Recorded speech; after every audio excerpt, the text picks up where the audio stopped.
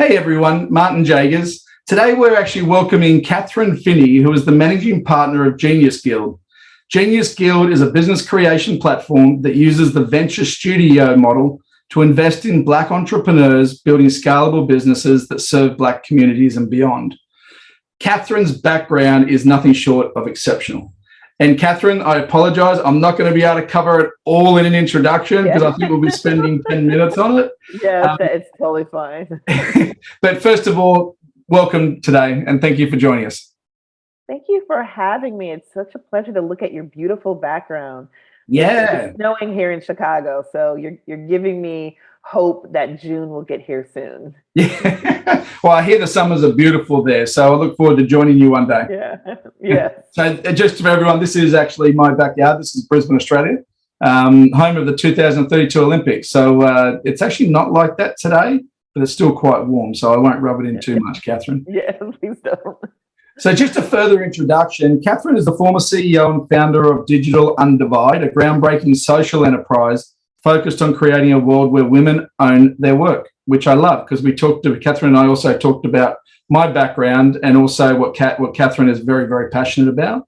Now, there is actually in the introduction, there's a bunch of awards, there's a bunch of acknowledgement with Kathryn's profile. So please, and I'll add this into the introduction on the actual channel as well. But the really other exciting thing we're going to talk about today is your new book, Kathryn, Build the Damn Thing, How to Start a Successful Business If You're Not a Rich White Guy. And so I really look forward to actually you sharing that story with us and learning more a bit about how that book, and it's actually due to be launched on June 7th this year. Yes, but you can pre-order it now. So it's on Amazon. Cool. Perfect. And the other side of it, Kathryn's also got her own podcast of the same name. So we'll talk a bit about that as well, Kathryn. But where I'd love to start is Genius Guild. You know, when we think about investing into Black entrepreneurs and building scalable businesses that serve the Black communities, I'd love to learn more about that and really what's the force behind it that really drove you doing this?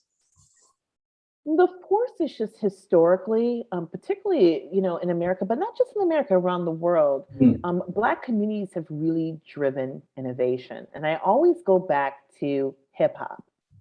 And, hip hop came out of communities of color, Black, Latino communities in the South Bronx of New York City.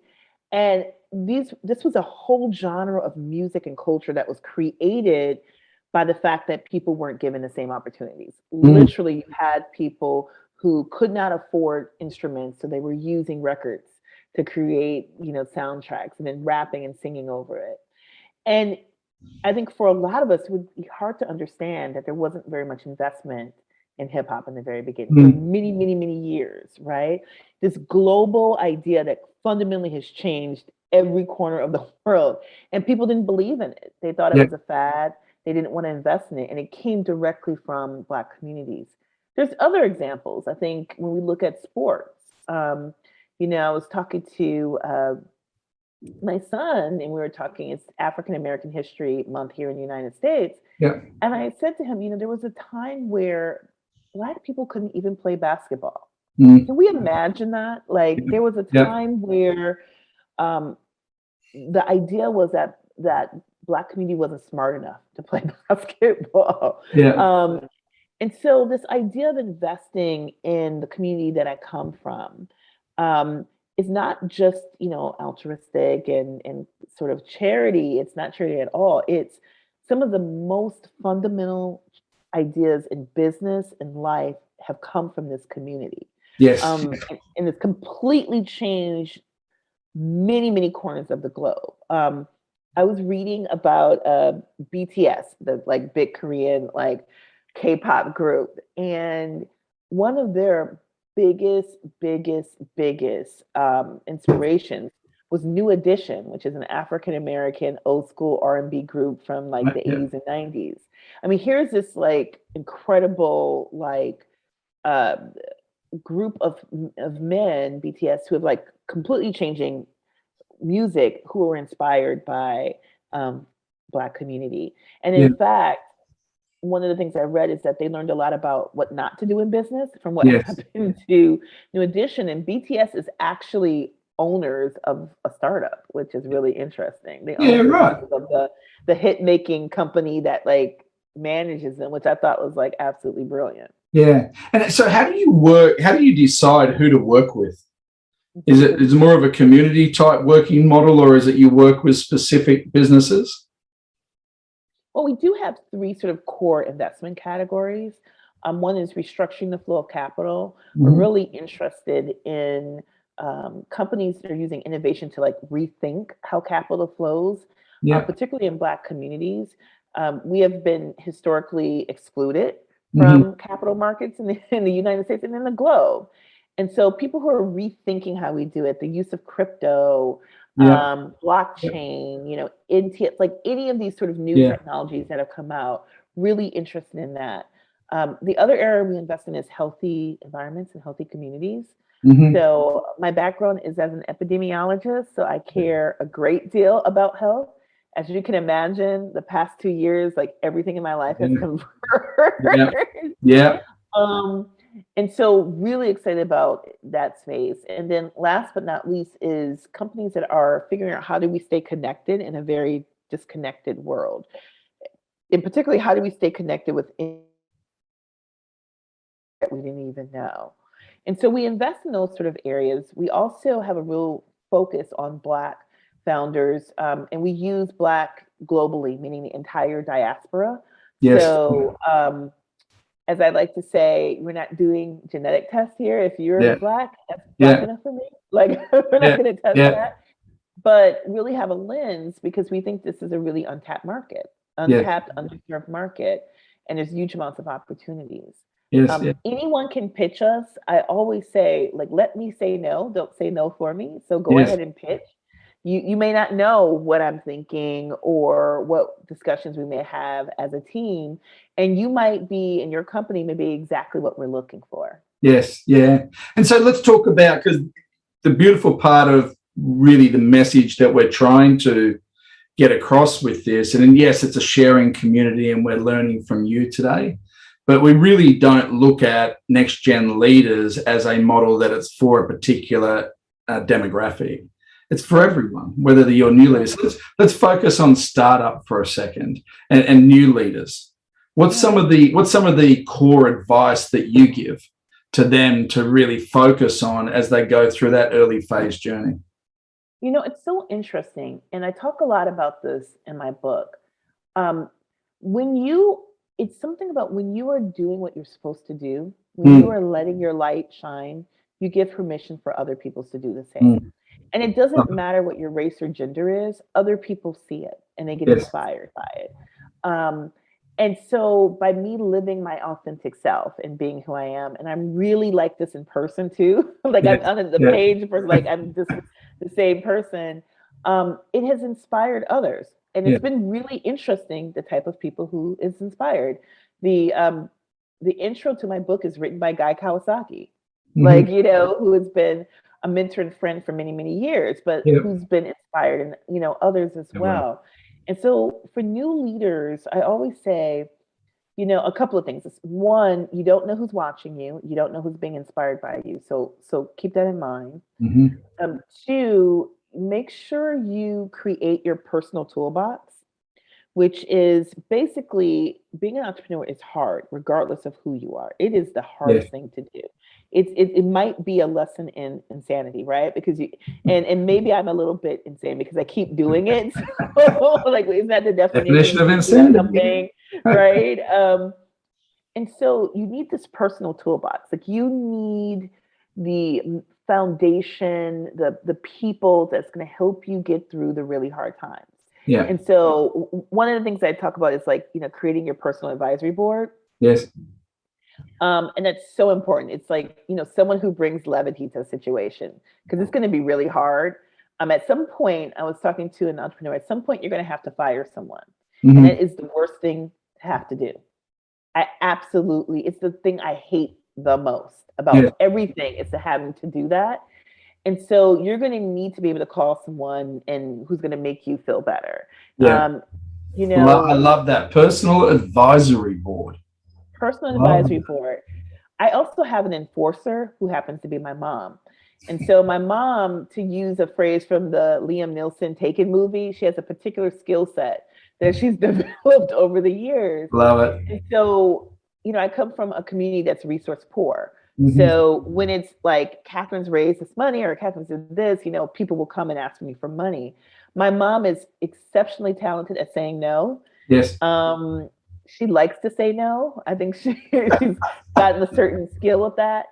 And, she happens to be a 75-year-old Black grandma, and no one's going to like argue with her. You're not going to get one over it. You're not going to get one out of her. So the no is like a final no. It's a no with a period. Like it's a complete sentence. That's awesome. But that's really helpful for me because it helps me to maintain my relationships with those people. Yes. And also for people to not be like, Kathryn's being super mean or whatever. Yes. So it takes that weight off of me. And I think for a lot of entrepreneurs, we don't think about that before we start. For a lot of leaders, whether you're an entrepreneur or an entrepreneur, like you don't think about the team that you need to have around you in order for you to do the work that you need to do to do it successfully. And you really do have to think in that way. Yes. Yeah. That's amazing. So have you got some examples of some companies, or just actually let's focus not companies, leaders that you've seen start just with a simple idea or an idea that you coached and sort of mentored through the process? And if there's anything there that you learn out of that exercise, or that it's not an exercise for you, it's life. But is there anything you learn out of that process? Because to me, that personal, what did you call it again? You called it personal advisory board. I just love it. I need one, and I'm 49 years old. I need one, and especially the past 2 years. Especially the past. It's like we all need one. It's not just leaders. It's everyone needs one to be able to talk, bounce, and not be judged or thought. And then at the end of it, there's something that we can move forward. And it sounds like your mother's very good at that. It sounds like your mother's very good at that. It doesn't have to be, because when we think of advisory boards, particularly if you're a type A personality, okay, so I got to get the most top person in this space. It's like, no, you need people who can fulfill certain roles. And that may not be, the high-powered CEO. If it's a high-powered CEO, that's great, but it probably won't be. It may be your mother. It may be an assistant. It may be a junior staff member. It may be your wife. It may be your husband. It may, so don't worry about what the resume of that person is for your personal advisory board. It's more the talent, the skill set is more important than the resume. And so having someone on my team, like my mom, who can navigate difficult family members has been quite valuable. It has saved me a lot of mental lifting. Having friends who are just really funny. I mean, has been so helpful, especially during the pandemic. We have a whole memes and threads and stuff like that. And we're all very high-powered people, but we're also human beings. And I think one of the things I also give to founders is don't lose sight of your humanity. We are human beings. We need to sleep. We need to eat. We need love. We need hugs. We need to decompress. We have bad days and we have great days. And don't get so wrapped up into this founder startup space that you lose your humanity. That you forget that you're a human being. And we're all living this human experience. And so it's one of the big things I say. One of my favorite founders, I have so many founders that are my favorite, and everyone we've invested in is totally my favorite. But this particular founder, her name is B Law, and she has a company called Quirktastic, and they have a app called Quirk Chat. It's like TikTok for anime enthusiasts and geeks. It's a whole geekdom community. And when I first met her, it was many years ago when I was the CEO of Digital Undivided, and she came in and she was just so quirky. By training, she's like a crypto cytologist. So she was freezing cells and reanimating them.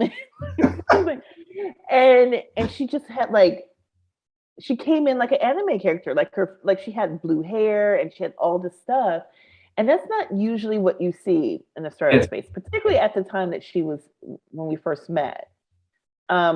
it was very dominated by a certain type of person, right? And anyone outside, and it wasn't just white males. I was saying it was like a very specific type of white guy too. Yes. Like it was, a little antisocial, a little like, Yeah. so here she comes with like this, black woman scientist with like pink hair, talking about building this app and talking about her tech stack and getting into this. And you could imagine the response was kind of like, oh my God. But I loved it. Yeah. I loved it because she was herself. And Yes. I Yeah. always believe that you need, keeping with yourself is just so much easier, because once you start to change yourself, you forget who you are. And it's very hard to go back to that Yeah. point. Love it. And so even if it's painful, even if people don't accept you, it's just so much easier just to be yourself for Yes. you. Yeah. Like it's just easier to maintain. Yes. Um, and so, but we worked together for quite a bit. And at that time I didn't have a fund and I always wanted to invest in her. And in the meantime, she was building out her company. She was in Snapchat's accelerator. She was raising from Techstars and like all Yeah. these other Yeah. folks. And then we started talking and I was like, you know what? I have a fund now and I want to invest in you. I've seen what you can do. And we've done a lot of work together, on being yourself is one thing. Yes. Also in managing family, when you come from, diverse communities, or communities where families are very important. Mm. Um, like I talk about this in the book a lot about how I need buy-in from my family, Mm-hmm. like to do stuff. I have a 6-year-old. Like I have to have buy-in, even from him. I get buy-in from him. Yes. Like Yeah. Yeah. it makes my life easier. It Yeah. makes my life richer to Mm-hmm. have buy-in from them, and to also allow them to participate, like bring them into this world too. Yeah. And so I talk a lot about that, particularly with women and particularly with women of color founders, of Yes. Yeah. really bringing your family in, like not making Yeah. I love assumptions that. that your family don't like. They want to help. For the most part, your family wants to see you win. They Yes. may not have any idea of how to do that. And so do a lot of work, but not just her, but all our portfolios on that. And I always tell the story of prior to starting Digital Divided, I started one of the first early lifestyle fashion blogs, and it became really successful and I scaled it. And there was one time where I needed a videotape of myself on some Mm-hmm. TV show. Now, my grandparents have what I call the Kathryn Library of Right. like everything I've ever done in my entire life. I'm not even joking. It's like my Yeah. grandfather has it like organized. Yeah. And so it was someplace they were like, do you think you can get a tape, or how can we find a tape? And I was like, I know exactly the place to get it. And so I called my grandparents. I'm like, The okay, Catherine Vault. do you guys have this Yeah. tape? Do you have like, can you go in the vault? Like, do you have this tape on this day? And it was 5 years Oh, that's ago. funny. And my grandfather was like, I do. And, I had to send FedEx to them and I had to explain to FedEx, they're elderly. So like, you Yeah. might have to walk them through like how much of this process can we do? Because I just want them to have to drop it in. Yeah. And but my grandfather loved that because he Mm. got to help me. He got to be a part of it. Yeah. And I think, finding ways for our parents or our loved ones or whomever they be, friends or family, to get involved in what we're doing, Yes. Yeah. especially those who really want to see us win. Yes. It's Yeah. like it serves you to do that. Yes. You're coaching me right now. You don't even know it. You're coaching me. Because if I look at the personal advisory board, that is incredibly powerful for everybody, not just leaders, right? And we bottle so much in sometimes that it's detriment to it's detriment ultimately to our health and our happiness, but detriment to how we move forward every single day. The other thing that you really shared is the idea of just be yourself. Yeah. You've got so much to offer as you are. Don't change for anyone. Yeah. And the family one for me really resonates because sometimes it's hard to communicate with your family because they don't really understand what you're doing. They don't understand how you're going to bed with the stresses. They don't understand how you're waking up with the same pressure. And as leaders, that's what we do every day. We're waking up with the idea of what happens if, right? And I've got to do these million things. And then when we get the family, it's more about, hey, how's Jimmy? How's Mary? And how's everybody? Well, no, it's actually, if you bring them into that space and the more you share, the thing I love about this, because my mother's exactly the same as your mother, in the sense that she loves to add value. She loves to contribute. She would do anything because I'm glad I can still help. And you can just feel it in her voice and her body. But now let's look at all of our family members the same way. Yeah, no, totally. Yeah. And now my mom is really great at tech. She's like got all these cell phones. And like, I mean, I'm like, I'm loving it. Like she's like, but I think giving our family the opportunity to help us. I love that. Because you're gonna need help building this. You cannot build this by yourself. No one builds anything great by themselves. Like period in the discussion. You have to have people around you. You have to have a team of people. There's no value in being a martyr. Martyrs, as I always say, martyrs end up dead.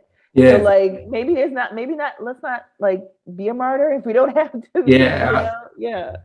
Now, build the damn thing. Can I just ask something before we touch on, because you've actually referenced some really cool points from the book. I'm going to ask you a personal question. And by the way, if you're not comfortable in answering, that's totally okay. We all have examples of things that didn't work well for us, and it really shaped our views and our thinking. And you've obviously gone through a lot in your own time, and your mother went through a lot, and your family before went through a lot. Have you got an example of for you personally that you'll be willing to share, and obviously and how it motivated you to do what you're doing? There's so much. Like in terms of like things that I have learned, and I look at all the challenges as learning experiences. I really, really do. I think with my first company, I didn't realize I learned a lesson about selling when people are interested. And so I had offers to buy the company. I didn't sell because I didn't actually know that there were other options. I only thought you keep it or you sold it. I didn't know there was like a gray area. And at the time I was doing things, there were no mentors. Like, ironically enough, in the United States, I'm actually part of the first generation of mentors in this space. So there wasn't anybody I could exactly turn to ask for help or thought process behind it. And so I sold my company. I did very well, but I sold it for less than what I would have if I would have sold it at its peak. And one of the things I realized was like how much challenges I had around money. Growing up in resource poor communities where we have all these messages about money that is just like crazy.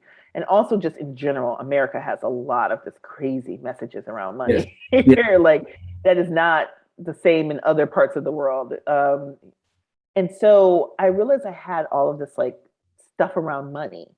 And when the wire came through for, the company, I didn't touch it for like a week. Because I realized I was afraid. Like I was literally afraid. This was like, is this my money? Like I'd never seen that many zeros before in my entire life. And it was an account with my name on it. And it was, is this mine? Like, I don't know. Like, what do I do with it? Do I trust that it's still here? Like all of these different things. And I realized, how that impacted my decisions in business. It really did. And started to work through that. But that was one area I would definitely say that was really deeply challenging. I think also motherhood and trying to balance that and running anything. And, it's your children have a way of like bringing you to a place that no one else can bring you to. And forcing you to stop and look. Like, whether you want to or not, they will force you to in some way. And, I had a moment with my son where he was like very angry because I was on my phone too much. And he needed me to be present. And to be perfectly honest, I needed to be present. But he let me know. And he was 5 and he took my phone and threw it across the room and broke the phone. And I was like, and he got my attention. And he was And he had every right. And what's startling is like he's so not an angry little boy. So that's why it like it was like whoa, like he, is very much not that. And so, I think making sure that I stay present, making sure that I bring my family in. So I even love at it. 6, Yeah, I let them know what I'm doing. Like I said, yeah, mommy's gonna be traveling this week. I'm gonna be here. I'll be back on Monday. Do you have any questions? yeah. Like, I'm gonna, and so he knows what I'm doing. He knows that I'm away. He knows that I'm working. It's not like I bring him with me sometimes. So I'm doing a speech in San Diego. He's Yeah, coming with me yeah, because awesome. now when I'm speaking, he Love knows it. what I'm doing. So if I say I'm going to give a talk, he actually has a reference to understand what that means. I'm going to give you two quick examples personally because you touch my heart. Because our family and our children are the most precious thing Yeah. we have. My son, and I'm talking a little while ago, a decade ago. I'm going to just share a quick story about my son and my daughter because we did two things. About a decade ago, I was traveling a lot to Asia. Every second week on a plane, Singapore, Hong Kong, China, and just kept on going. And my son, who was 3 at the time, was getting anxiety issue. It was a separation anxiety. Yeah.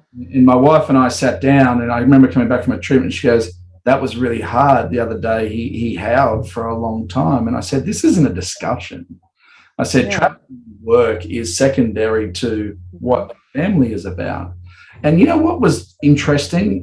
Because you said it up front, I don't think we were communicating well enough Yeah. on trying to set an expectation of what was about to happen. And I Mm-hmm. tell the Uber story. Uber was an interesting transition for us because when he got to see the car and the car was 4 or 5 minutes away, he could actually process that dad was going to leave.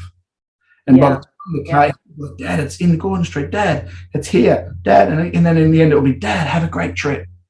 Yes, exactly. To mentally process it in a way that, well, that's what my dad does, or that's what my mum does. And Yeah. and by the way, I did get off the plane. My wife and I made that decision. I was surrounded by amazing people who just said, "Stay in Australia, do your thing, but you're not leaving." Right, and I was very blessed that way where I was at the time.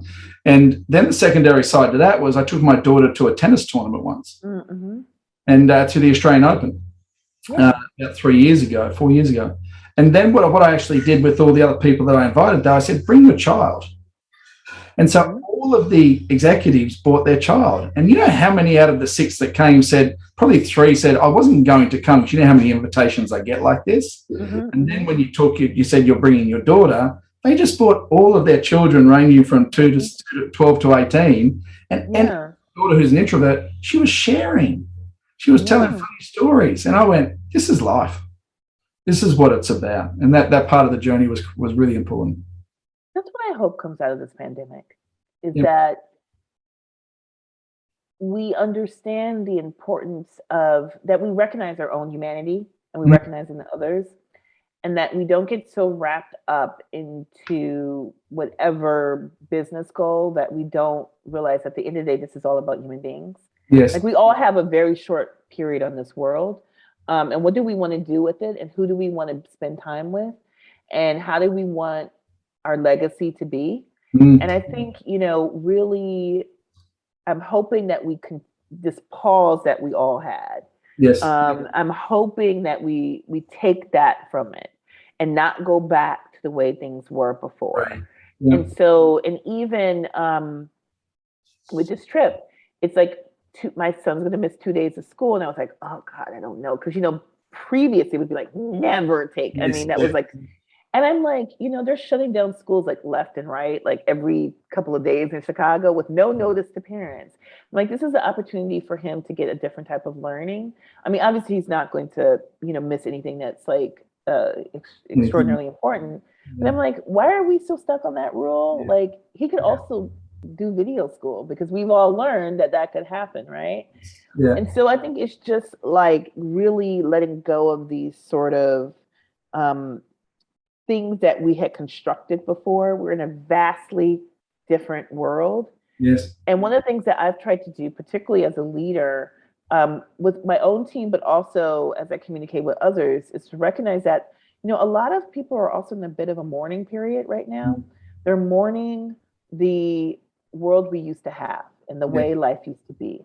Yeah, it's a good way. And to give grace to that. And so I even see with, in America, they're starting to bring people back to work. And I'm like, why? Yeah. And because the American economy has been doing really well. Maybe some Yes. people would say too well. We're in a period of inflation now, but obviously we've learned that people can be productive by not being in the office, maybe even more productive. Yeah. So why are you bringing people back in? It is because you have these structures that existed that you desperately want to go back to, but there's no reason to go back to those structures anymore. And so what I'm hoping is that we rethink some things. I'm hoping that, I'm keeping my fingers crossed, whether it be, concepts of space. There's the whole idea of you have home, work, and your play space. And we used to have these three separate spaces, particularly in the American context. We really had three separate spaces, and they all collapsed instantly at once during the pandemic. And my hope is that we rethink concepts of space. Yes. Yeah. We rethink work. Yes. What does that mean? Even for my team, someone was like, "Oh, are you going to get an office?" And I said, "Well, why? Like why? Like we instead of getting an office, what we actually do is we spend money on having really great staff retreats. We usually do 2 to 3 retreats a year. We go someplace nice. Yeah, nice. What would be what you just said? to have that? Rethinking. It's rethinking how we work, rethinking how we balance, also rethinking what's important. What's important. Yeah. And you know what we do at our retreats?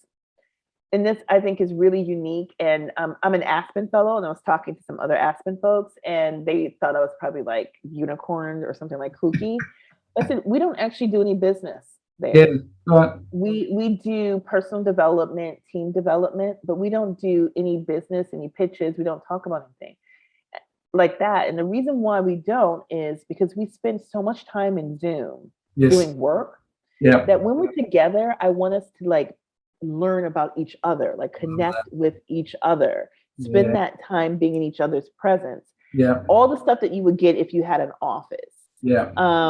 Yeah, I love that. And then I also think too, the other response I had is I'm not going to ask people to move, because people during the 2 years have been able to create the lives that they want. I'm not going to ask them to give that up to arbitrarily come back when there's no reason why they need to come back. If this is where you do your best, if you do your best work on the beach in Bali and you're giving incredible work, why would I want you to leave that? Yeah. If you're incredibly productive and doing great work,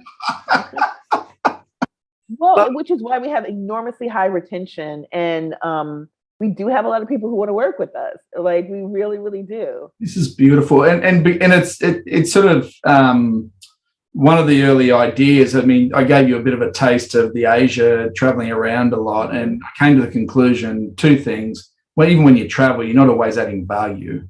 You're adding less value to the people that really matter. Which is the people that love and care, and also people that need you work-wise. So it was a sort of an early embryo creation of a thought, well, how do you lead when you're not in the same room? But then how do you enable a very simple and connected framework that we can all just get focused on what matters and get the right things done? So we spend less time on the wrong things and more times on the right thing, more time on the right things at work, but more importantly, more times on the things that we really, truly love and are really important beyond work. And if we can get the balance of those two things, and that's what we're aspiring to do right now. One of the things, to piggyback on that, one of the things we talk about in the book is I talk about creating your own personal core values, like we're actually listening out, but also before you get started on building your company, write out the company's core values. Yeah. What is it that your company stands for? And don't write it just because some, executive coach or consultant told you to do it. But what is it at the end of the day you want people to believe about your company? What do you want them to believe about you as a leader? And so for us, when I talk about being human, that's like our number one core value is actually be human. That's the core value of like, and recognizing everyone's humanity and that we're all coming at this from all different ways. But I found that spending time doing the core values, and we did the work with an amazing executive coach named Valeska Toro, who actually used to be my chief of staff when I was at Digital Divide, and she left to create her own amazing company, is that it created this foundation in a very uncertain world. It created something that staff members, partners, others could hold on to. Yes. And the reason why I did that is we created, Genius Scale was founded during the pandemic. And I said, I don't know what's going to happen. Mm-hmm. I cannot make promises on certain things in terms of the markets. I have no idea. America's markets are like all over the map. Yes. Like all over the map. Like each day it's a different thing. But what I can promise is these core values. So instead of centering your work with us based upon your job description, what I want you to do is center it on this core values.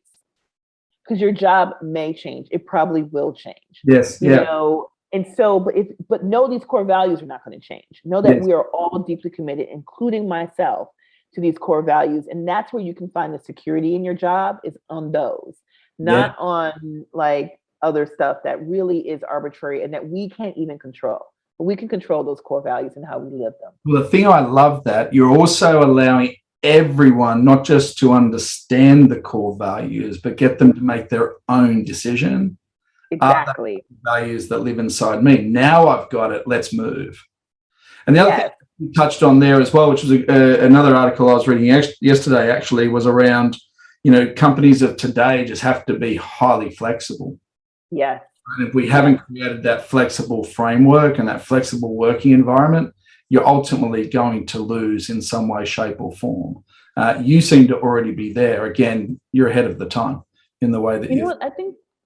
And as a CEO, you probably know this is too. I think this was the first time that corporations had to actually think about the home life of their employees. I mean, like really think about it. Not like, oh, we can't. Like your ability to do your job was based upon the infrastructure of your home, both mental, physical infrastructure of your home. And you had companies that had to finally think about what happens to you after 5 p.m. or 6 p.m.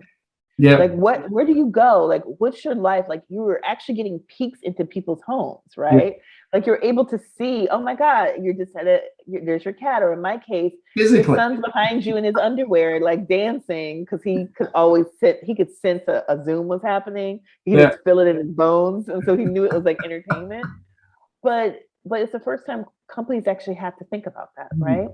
Like what does this person do at 5? Yeah. What does their home look like? Do they actually have a desk at home to do work? Yeah, like, exactly.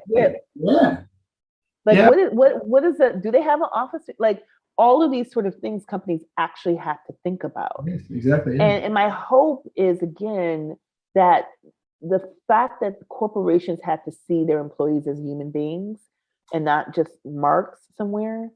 I'm hoping that this is going to do a shift in how corporate America works with employees and partners. That is my hope. That is my hope. Because we got a glimpse of everyone's life in the past 2 years. Yeah.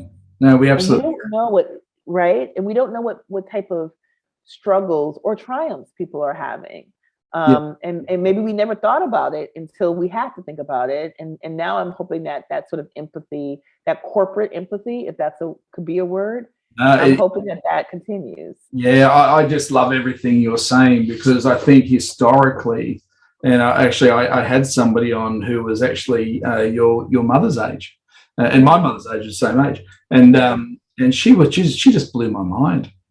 And one thing she brought my attention to and really taught me is that we're still trying to run traditional 400-year-old leadership practices. We're still trying to, everybody is the same. This is what you should do. You have core responsibility. No, this is actually how do we all rally around and start to agree. People have strengths and weaknesses. Let's push everyone and then surround everyone with the areas to improve, sure. But don't have expectations that they're just going to do everything you told them they're going to do. because they may not have the skill sets. And so to me, this whole idea of thinking differently, how you've positioned it, is just beautiful. And I would like to think, well, I know if I'm going into the employment market and my children are about to go into the next generation employment market, I'm coaching them on the same values. Surround yourself in a where you feel valued, where you understand what you're doing, and you truly do believe in everyone with you.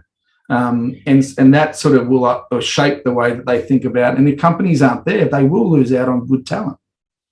And I think one of the things that may be hard for certain people to make the shift to is that employees get to choose you. And I think for a long time it's been, well, this is what we need, but what is it that they need? Like, are you giving them, in fact, what it is that they need, and that they get to choose you? One of the things that I always say at Genius Guild is we all choose to be here. No one has to be here. We all choose to be here, and we all choose to be in partnership in doing this work. We all do. And there's a responsibility when you choose to be in a space. Like, there's a responsibility there.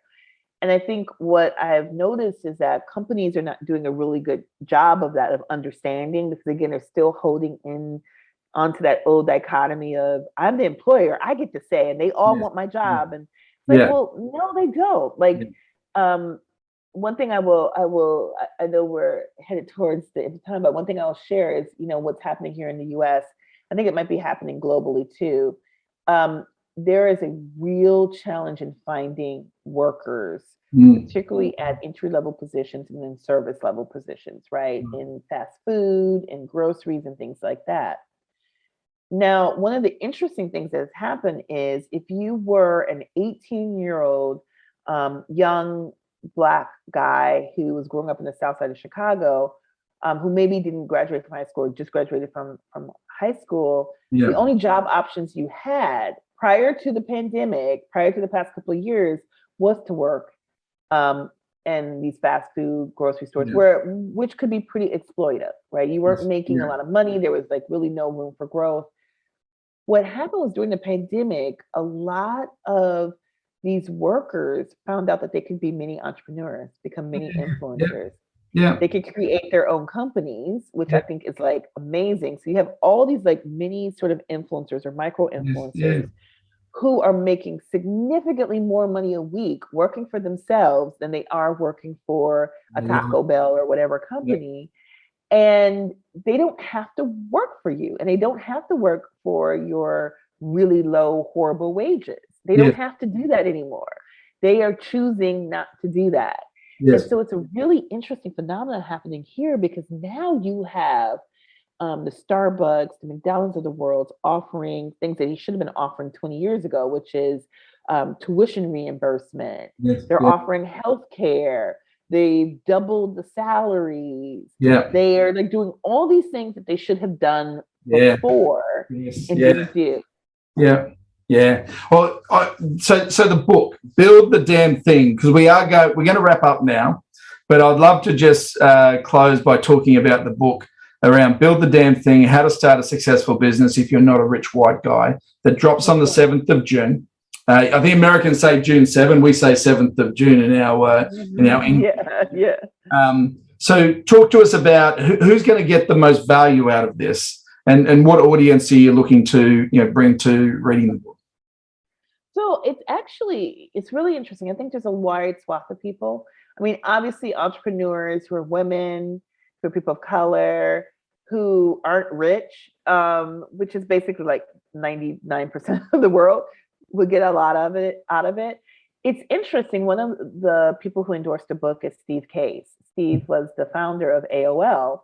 And he was reading the book and he's like, I am actually a rich white guy, but I'm actually learning a lot about it, because he's an investor. So interesting you say that, because when I was thinking about the question, my thought here, it's actually attractive for everyone, because we get to listen and learn from a completely different lens. It's really invested in a number of people of color, and he was like, this is the first book I've read where I get now the challenges.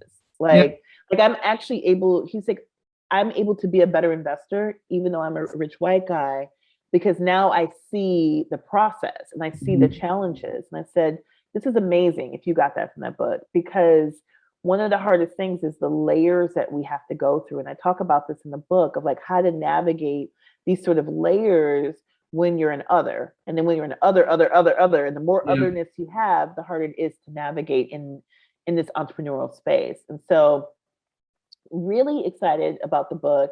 It is a how-to manual. It's meant to be read many times. It's meant to be marked up. It's also funny. It's very much like someone's like, this is Kathryn on paper. I was like, that's exactly what it is. It's very funny. I tell like stories. I talk, about everyone from, Beyonce, a whole big story about Beyonce and how she became famous and the challenges Beyonce had to go through. Yes. Yeah. You think of Beyonce having to go through challenges, but she had to go through challenges all the way to having quotes from BTS. And even talking about them and how they became, pretty successful, like startup owners.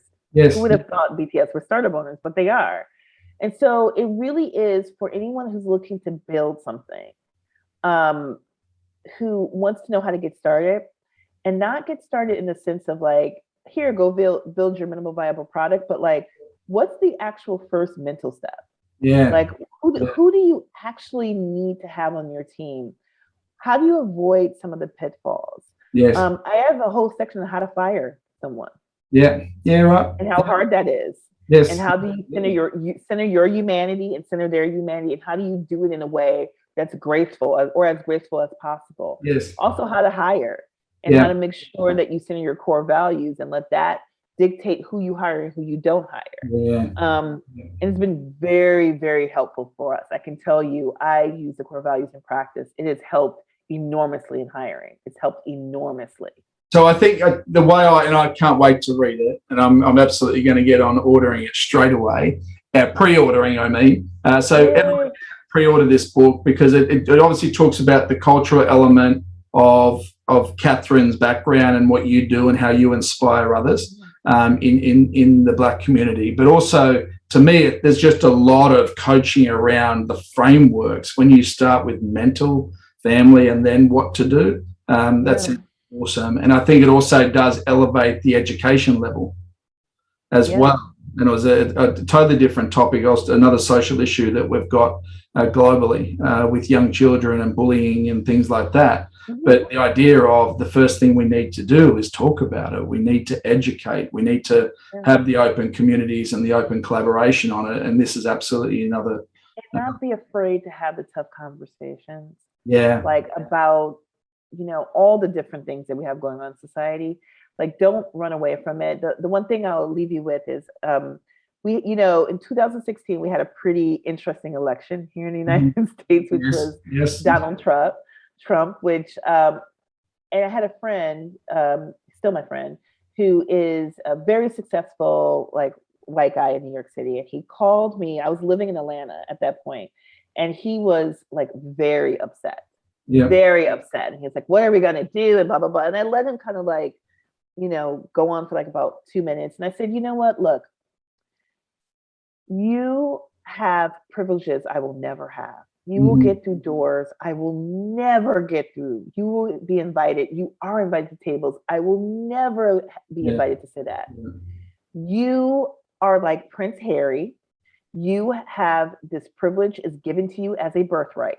You can't even get rid of it even if you wanted to. People just give it to you. So seeing that you can't get rid of it, use it. Like you can, you are powerful. And I say that to anyone who maybe thinks, well, I'm not a person of color. I don't know what to do. This is all overwhelming. It's like, you have power that you don't even know that you have, and use it.